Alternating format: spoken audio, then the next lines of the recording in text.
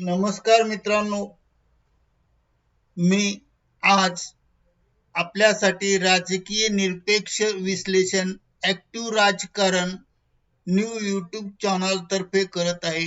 राजकारण एक अत्यंत महत्त्वाच्या विषयावर आहे आणि विश्लेषण महत्त्वाच्या विषयावर आहे. तो विषय ज्या संदर्भात आहे, तो विषय या संदर्भात आहे. आपल्या समोर दिसत आहे आपले लाडके नेते शरद पवार काय बोलत आहे आणि यांच्या संदर्भामधला हा आजचा व्हिडिओ आणि आजची महत्वाची प्रमुख बातमी आहेत. शरद पवारचे राजकारण, संधी साधू की चाणक्य, जिकडे हवा तिकडे धावा, हाच त्यांचा गनेमी कावा.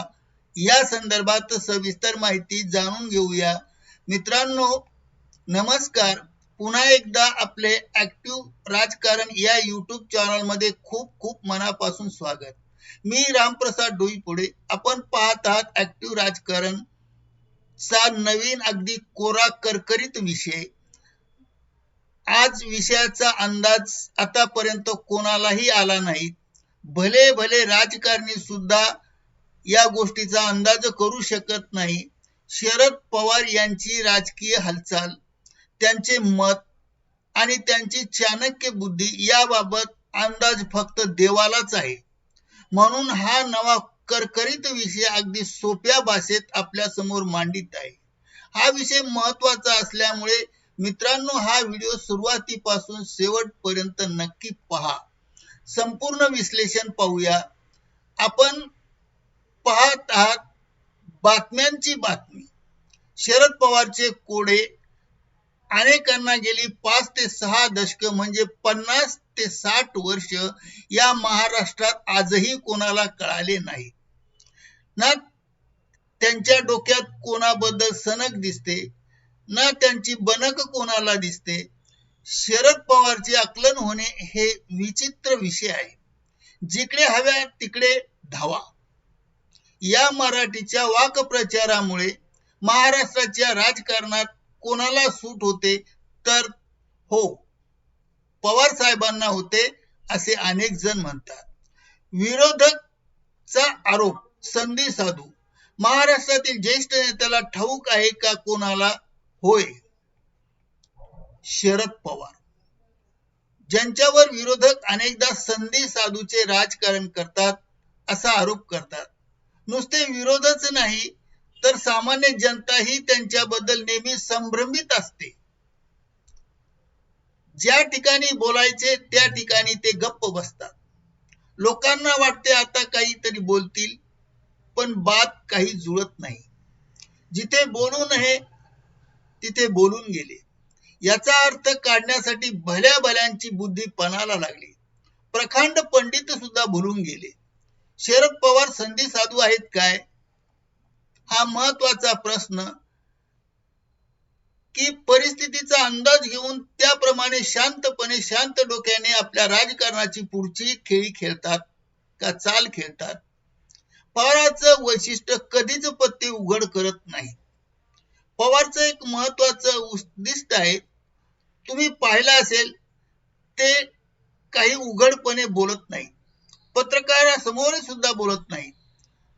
देशभरातील भले पत्रकार थकून गेले, मोठमोठ्या घोषणा करत नाही.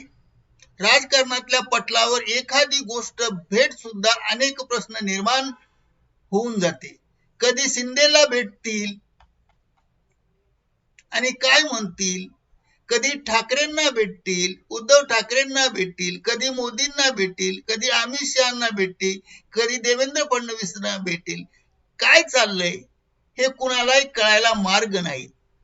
देवेंद्र फडणवीस काय बोलतात हे कुणालाही कळायला नाही. त्या संदर्भातला हा फोटो स्क्रीनवर दिसतो आहे. उद्धव ठाकरे सोबत काय चाललं, संजय राऊत सोबत काय चाललं हे कोणाच्याही डोक्याला काही ताळमेळ नसतो. ताजी 2 उदाहरणे पाहूया. येथे मोदी आणि शरद पवार आपल्या फोटोमध्ये स्क्रीनवर दिसतात आहेत. 22 जुलैला शरद पवार आणि सुप्रिया सुळे यांनी पंतप्रधान नरेंद्र मोदी यांची भेट घेतली. या भेटीत शेतकरी, पीक विमा, सिंचनासारखे प्रश्न मांडायचे त्यांच्या पक्षाकडून सांगण्यात आले. 10 ऑगस्टला सुप्रिया सुळे यांच्या नेतृत्वाखाली शरद पवारच्या राष्ट्रवादीचे 8 खासदार पुन्हा मोदी साहेबांना भेटले. या भेटीत महाराष्ट्रातील दुष्काळ, शेतकरी, विकासाची कामे असे प्रश्न मांडले असे सांगतात. आणि मग शरद पवार आणि मोदी काय ठरवतात? विकास कामासाठी पंतप्रधानांना भेटणे यात काय गैर आहेत? मी विकास कामासाठी भेटलो, काय गैर आहेत? मात्र हे खरे आहे की खोटे आहे हे कुणालाही, कोणाच्या बापालाही माहीत नसते. आणि म्हणूनच देवेंद्र फडणवीस काय चर्चा करत आहे हे तर त्या पुढचं आणखी उदाहरण आहे. आणि ते पचण्यासारखे वाटत नाहीत लोकांना. आणि म्हणूनच राजकारणाचा अर्थ काय काढायचा? विरोधक आहे की सत्ताधारी मध्ये आहेत हे कोणाला समजत नाही. राजकारण फक्त काय बोललं ना ते राजकारण फक्त काय बोललं हा विषय महत्वाचा नसतो. कधी भेट झाली, मध्यरात्री भेट झाली, सकाळी भेट झाली, दुपारी भेट झाली, कोण भेटलं, त्या भेटीच्या वेळी राजकीय पार्श्वभूमी काय सुरू आहे हे महत्वाचे असते. आणि म्हणूनच सुप्रिया आणि सुळे आणि शरद पवार विचार विनिमयाने राजकारणाच्या या काळात शरद पवारच्या राष्ट्रवादी पक्षाप्रणित एनडीए मध्ये जवळीक वाटते का? हा प्रश्न विजय वडेट्टीवार यांनी पुण्याच्या कार्यक्रमात उपस्थित केला. आणि मग लगेच महाराष्ट्राच्या राजकारणात चर्चा सुरू झाल्या की सुप्रिया सुळे आणि शरद पवार यांचं एकमत होऊन ते एनडीए पक्षाकडे जाणार का? पक्षाकडून एनडीए मध्ये जाण्याचा मार्ग फेटाळण्यात आला. आरोप झाला की सुप्रिया सुळे काउंटर करायला नेहमी पुढे येतात. दादाजी काहीच बोलत नाही. पवारचं राजकारण सरळ रेषेत कधीच नाही. पवारांचे राजकारण कधीही सरळ रेषेत नाहीत. गेली 50-60 वर्ष कधीच नाहीत. अनेकांना सांगतात मी मुंबईला जातो आणि ते जातात नागपूरला देवेंद्र फडणवीसला भेटण्यासाठी. ते जातात, सांगतात साताऱ्याला गेलो, ते मुंबईला जातात, नागपूरला जातात, असे अनेक प्रश्न करतात.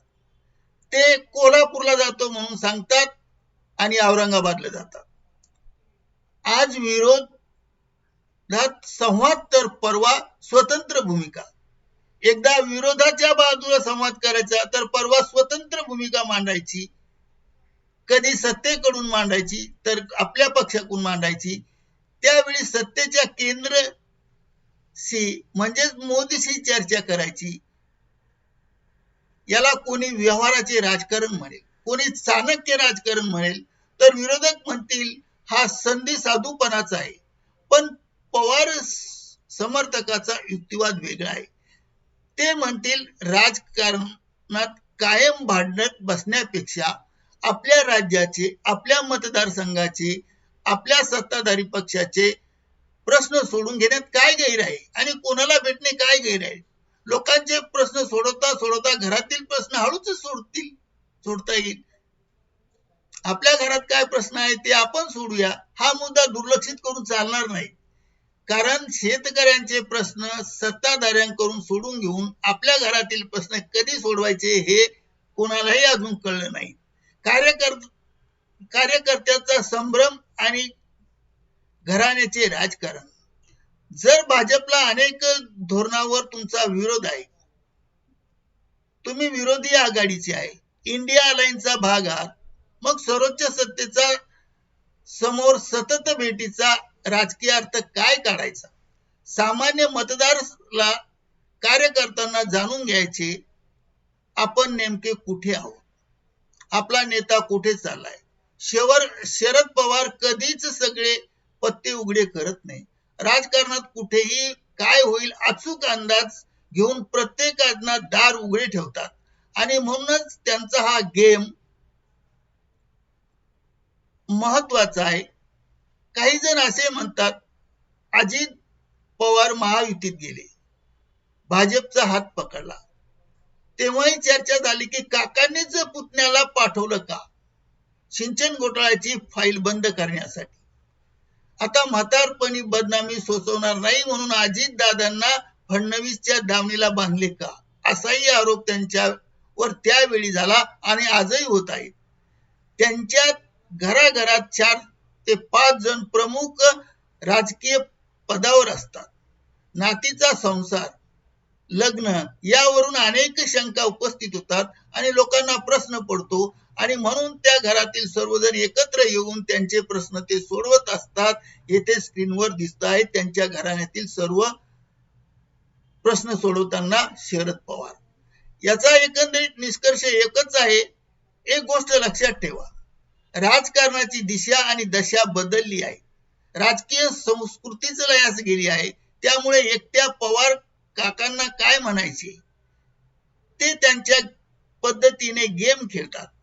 त्यामुळे आजचा प्रश्न आहे, संधी साधू शरद पवार की राजकारणाची हवा बदलण्याच्या आधी हवेच्या दिशा ओळखणारा अनुभवी नेता म्हणून आहे काय.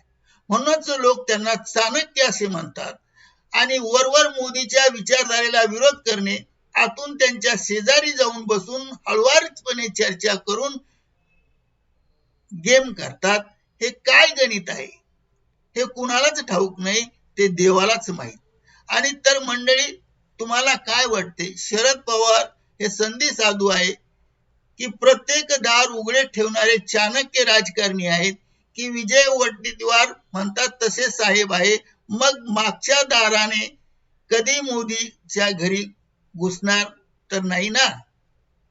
तुमचा अचूक अंदाज काय आहे ते मला कॉमेंट बॉक्स मध्ये सांगा. हा विषय अत्यंत नवा आणि ताजा करकरीत आहे. हा व्हिडिओ ऍक्टिव्ह राजकारण युट्यूब चॅनलने आपल्या माहितीस तो व्हायरल केला आहे. तर आपण चॅनलवर नवीन असाल तर सबस्क्राईब करायला विसरू नका. लाईक ठोका भरभरून, व्हायरल करा भराभर. धन्यवाद. Thank you very much.